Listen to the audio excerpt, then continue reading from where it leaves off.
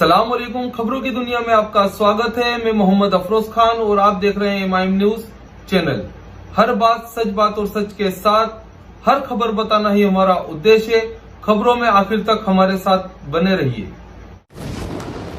फलस्तीनी चरमपंथियों और इस्राएली सेना के बीच संघर्ष एक सप्ताह बाद भी जारी है।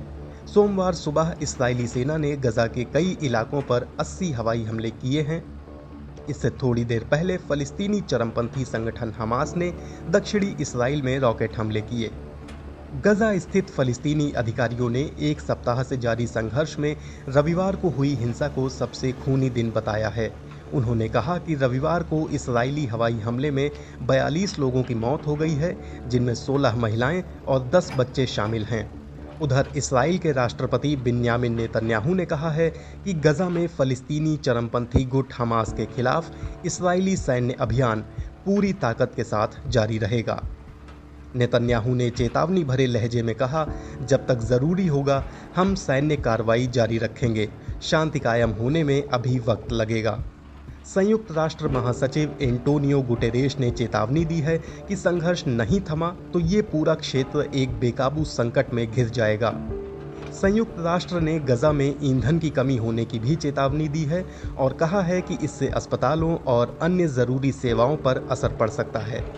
इस्राएली सेना का कहना है कि फलस्तीनी चरमपंथियों ने पिछले एक सप्ताह में इस्राएल पर 3000 से ज्यादा रॉकेट दागे हैं। उनका कहना है कि पिछले एक सप्ताह से जारी हमलों में इस्राएल में 2 बच्चों समेत 10 लोगों की मौत हुई है।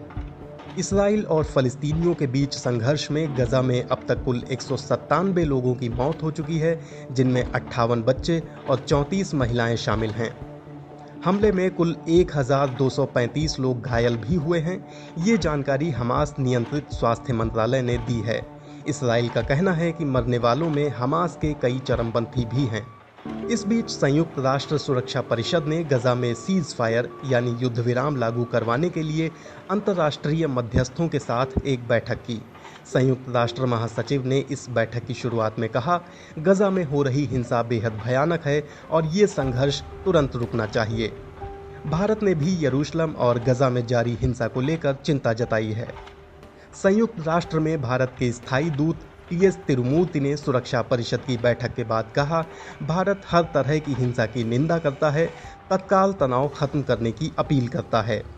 भारत फलस्तीनियों की जायज़ मांग का समर्थन करता है और 2 राष्ट्र की नीति के जरिए समाधान को लेकर वचनबद्ध है। भारत गजा पट्टी से होने वाले रॉकेट हमलों की निंदा करता है। साथ ही इस्राएली बदले की कार्रवाई में भी बहुत बड़ी संख्या में आम नागरिक मारे गए हैं, जिनमें औरतें और बच्चे भी शामिल हैं, जो बहुत दुखद है। फलस्तीनी अधिकारियों का कहना है कि हिंसा की शुरुआत से अब तक गजा के लिए रविवार सबसे भयानक रहा। रविवार को आधी रात के तुरंत बाद गजा की एक व्यस्त गली में इस्राएली हवाई हमला हुआ, जिसमें कम से कम 3 इमारतें नष्ट हो गईं और दर्जनों लोगों की जान गई। इधर हमास ने भी रविवार दोपहर और रात में दक्षिणी इसराइल की तरफ धड़ाधड़ रॉकेट दागे। इन हमलों के बाद चेतावनी वाले सायरन बजने लगे और लाखों इस्राएलियों ने सुरक्षित ठिकानों में शरण ली। हमलों के बाद फलस्तीनियों ने भी खुद को बचाने की कोशिश की, लेकिन घनी आबादी और कम संसाधनों वाले गजा में उनके लिए सुरक्षित ठिकाना ढूंढने का विकल्प ना के बराबर था। रियाद एशकुंताना ने समाचार एजेंसी रॉयटर्स को बताया कि उन्होंने अपनी बेटियों को एक अलग कमरे में सुलाया था। इस धमाके में उनकी 4 बेटियों में से सिर्फ एक ही बच पाई। बाकी की 3 बेटियों और उनकी पत्नी की हमले में मौत हो गई। उन्होंने बताया, जैसे ही धमाका हुआ मैं दौड़कर अपनी बेटियों को देखने गया।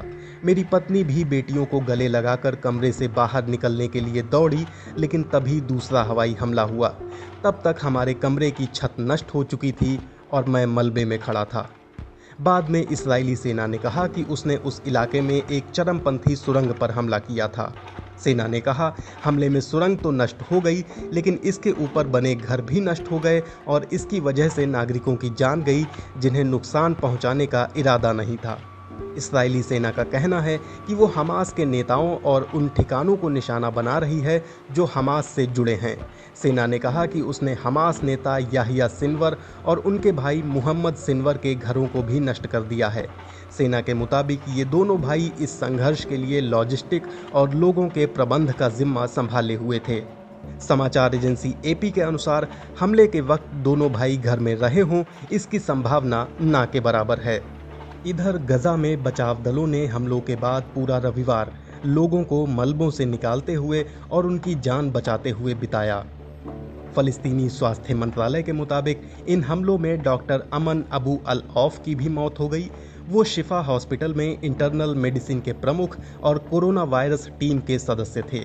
हमास ने भी एश्कलोन, एशदाद और नेतिनवाद समेत मध्य और दक्षिणी इसराइल के अन्य हिस्सों पर रॉकेट बरसाए।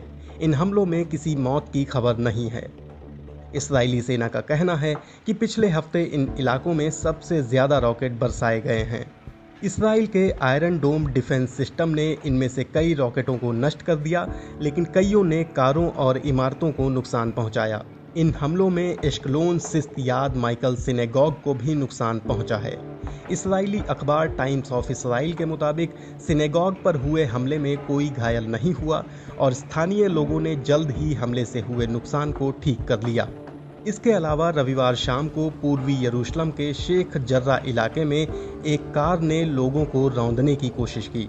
इस्राएली पुलिस के प्रवक्ता ने बताया कि इस कार के ड्राइवर को गोली मार दी गई, लेकिन इस घटना में 4 इस्राएली अधिकारी घायल हो गए। संघर्ष का ये सिलसिला यरूशलेम में पिछले लगभग 1 महीने से जारी अशांति के बाद शुरू हुआ है। इसकी शुरुआत पूर्वी यरूशलेम के शेख जर्रा इलाके से फलस्तीनी परिवारों को निकालने की धमकी के बाद शुरू हुई, जिन्हें यहूदी अपनी ज़मीन बताते हैं और वहां बसना चाहते हैं। इस वजह से वहां अरब आबादी वाले इलाकों में प्रदर्शनकारियों और पुलिस के बीच झड़पें हो रही थीं। 7 मई को यरूशलेम की अल अक्सा मस्जिद के पास प्रदर्शनकारियों और पुलिस के बीच कई बार झड़प हुई। अल अक्सा मस्जिद के पास पहले भी दोनों पक्षों के बीच झड़प होती रही है, मगर 7 मई को हुई हिंसा पिछले कई सालों में सबसे गंभीर थी।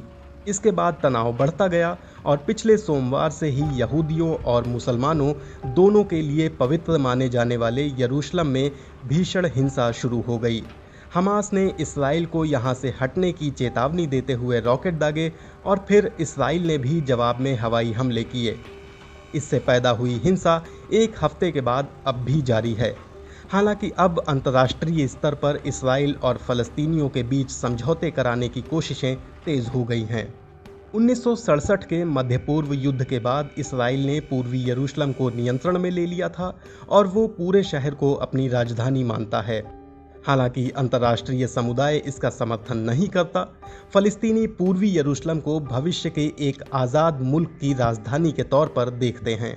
पिछले कुछ दिनों से इलाके में तनाव बढ़ा है। आरोप है कि ज़मीन के इस हिस्से पर हक जताने वाले यहूदी फलस्तीनियों को बेदखल करने की कोशिश कर रहे हैं, जिसे लेकर विवाद है। अक्टूबर 2016 में संयुक्त राष्ट्र की एक सांस्कृतिक शाखा यूनेस्को की कार्यकारी बोर्ड ने एक विवादित प्रस्ताव को पारित करते हुए कहा था कि यरूशलेम में मौजूद ऐतिहासिक अल अक्सा मस्जिद पर यहूदियों का कोई दावा नहीं है। यूनेस्को की कार्यकारी समिति ने यह प्रस्ताव पास किया था। इस प्रस्ताव में कहा गया था कि अल अक्सा मस्जिद पर मुसलमानों का अधिकार है और यहूदियों से उसका कोई ऐतिहासिक संबंध नहीं है, जबकि यहूदी उसे टेम्पल माउंट कहते रहे हैं और यहूदियों के लिए ये एक महत्वपूर्ण धार्मिक स्थल माना जाता रहा है। खबरों में हमारे साथ बने रहने के लिए बहुत बहुत शुक्रिया। हम फिर हर बात सच बात और सच के साथ नई ताजा खबरों के साथ हाजिर होंगे। जब तक के लिए खुदाफिज, दुआ में याद रखिएगा। अस्सलाम वालेकुम।